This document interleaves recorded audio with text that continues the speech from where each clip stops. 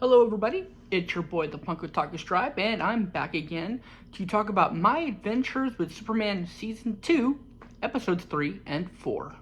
Now, before I get into these episodes proper in this video, I want to preface something. So in the last video, about Episodes 1 and 2, I tried really hard to talk about the episodes without giving away too many spoilers. Then I ended up giving spoilers anyway, in sort of a small way. And I realized that these episodes in this show are kind of hard to talk about without getting the spoilers a little bit. So from here on out, I think I'm going to go ahead and do spoilers. I won't necessarily look to be doing the spoilers, but they may come out into the discussion and whatnot if I feel I need to bring them up. So from here on out, spoilers for My Adventures with Superman Season 2, all season.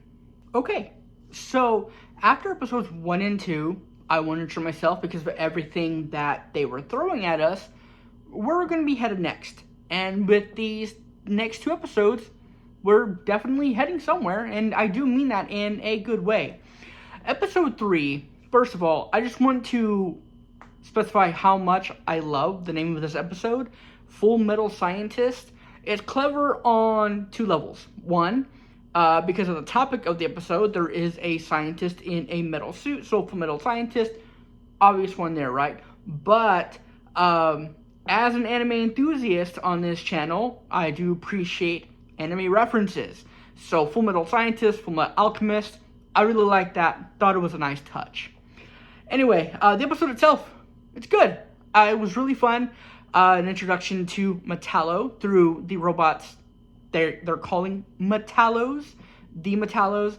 But this was clearly a villain origin story for Metallo, especially what happens to Dr. Irons in this episode at the very end.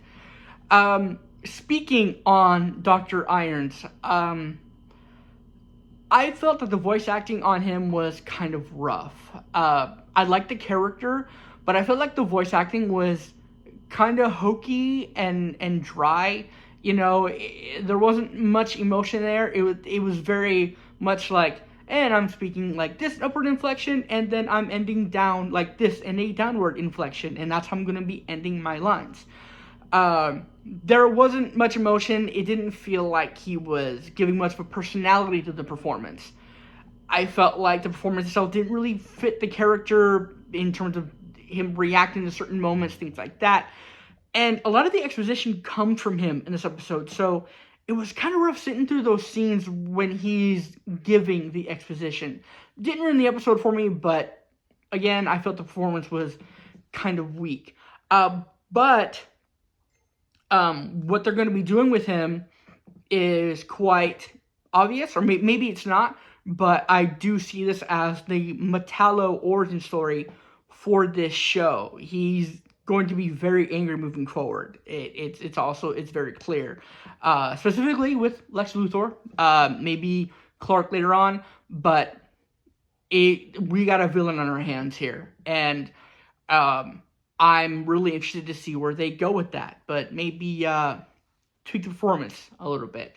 Also, like I mentioned in the last episode, not really a big fan of the romantic comedy elements that they have here for this show, and especially in this season for these early episodes. This one featured the trope in romantic comedies that I feel is the most tired aspect of them, and that's the disapproving father trope. There's all different kinds of reasons why it doesn't work in each individual thing, but the main reason for this, why what doesn't work here, is because the father in question here, General Lane, not liking Clark, kind of makes it samey to the fact that he already doesn't like Superman. I think if he liked Clark, it would make the fact that he could find out that he's Superman just have that much more of a stake behind it.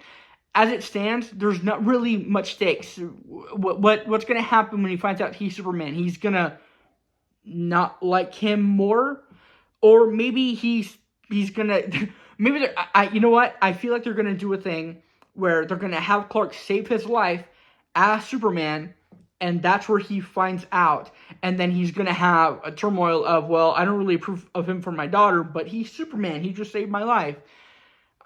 I just feel like it would have been much more interesting if he liked Clark, respected Clark, and there was that looming threat that if he finds out he's Superman, that could all be ruined. Quickly, before I move on to episode 4, there was a moment here in the beginning during the fight sequence that brought back out a thought that I had about season 1 that I didn't get to talk about because I didn't review season 1, is that I like that they're kind of making Clark not the full-fledged Superman yet, right? While I'm worried that they're going to stretch out the whole origin take on every character, I do like that he's not full-fledged Clark yet. They're leaving him room to grow, right? He gets his ass kicked nearly every episode, and that's cool to see, but I don't like this, like, blue glowy thing form that they're giving him. I don't know what that's supposed to be. I've not seen anything about, like, that's something that's from the comics or something. If there is, I'll research it while I'm editing this video, but as it stands, that's not something that I don't think has ever been in Superman media, and I don't think that it should be. You know, if you want to give Clark an arc where he is becoming the Superman that we know and not making him fully powerful yet, that's great. That's something that we should, want to see Superman do, is become the full-fledged Superman. But to give him this, like, anime-esque, like, secondary form power that he can do to make him stronger, I don't think it fits for Superman. And that's honestly a trend I've seen with this show, starting from season 1, where despite having good animation and good voice acting, great action, likable characters, it'll have some things that just kind of throws a wrench into all of that sometimes. It'll have a weird idea like blue glowy Superman, or it'll have corny jokes and so-so voice acting here and there, or just a funny, weird idea, but hey, that's okay. Not everything's going to be perfect, and not every idea is going to be winner, but that's okay. This show works regardless. Okay, so getting into episode 4, Two Lanes Diverge is what it's called. This, I think, was the superior episode of the 2 episodes, and is probably the best of the 4 that we've gotten so far, honestly. So in this episode, we get a bit more insight on General Lane and his relationship with Lois. We see their past, we get a more up-close look at the relationship in the present, and we see how General Lane abandoned Lois as a child when she needed him most. We see Lois's reaction to that in both the past and the present. They say a little bit of stuff about Lois's mom, and they don't really outright say it, but it's implied that she either died or left.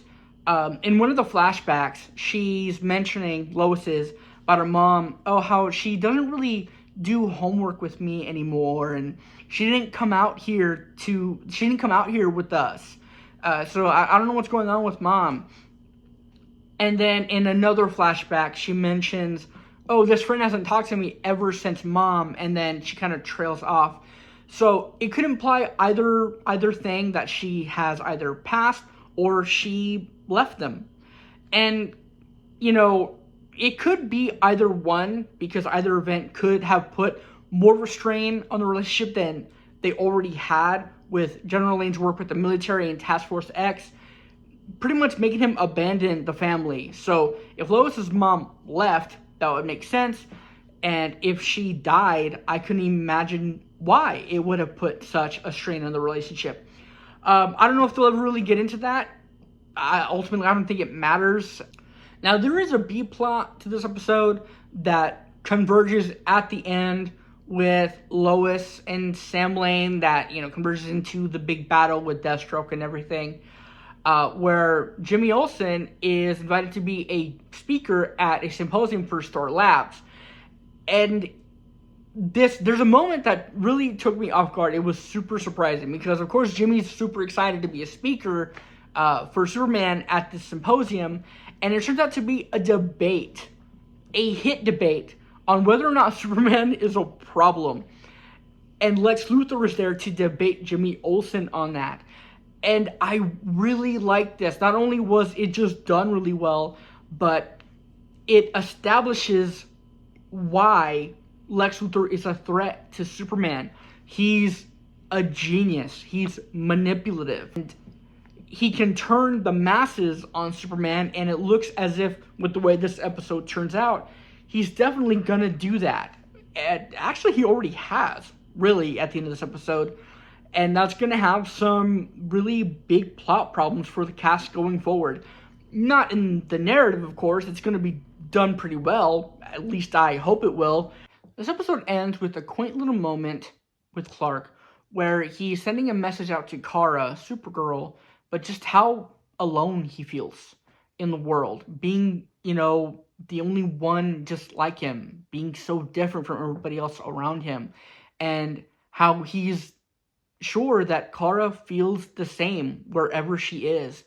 And he's yearning for that. He's yearning for, that camaraderie, that companionship of someone that is just like him. And, it's these little moments like that not only makes Superman in general work. When Superman media does that, it gives a lot more depth to Superman. And it's what's making this show work, too. The moments he's had talking to the hologram of Jor-El and the visions he's had is giving Clark that depth he needs to be a character. Because a lot about Superman that people don't like is they find that he's boring, right? He's super good at everything. He's super strong. He's invincible. He's this and that. And people just find him boring, right? And I can understand that. I don't find Superman boring, but some people do. And I can understand why. And this type of thing, when we get into the fact that he is the last of his kind, or, up until it turns out he's not, but when we see how he feels about being the last of his kind, it makes Superman just that much better. It makes Clark just that much more relatable. Anyway, those were my thoughts on episodes 3 and 4 of My Adventures with Superman Season 2. So I decided that I will be doing this every 2 episodes. Really liking the season so far. Really loving the show so far. What are you thinking of the season so far, if you're watching? What do you think of the show in general? Do you like it? Do you not like it? Do you feel like it's a great step forward for Superman in TV? Do you feel like it's a step back? Tell me everything you feel and everything you think about My Adventures with Superman, and let's talk everything DC and Superman down in the comments. I'll see you in the next one. Take care.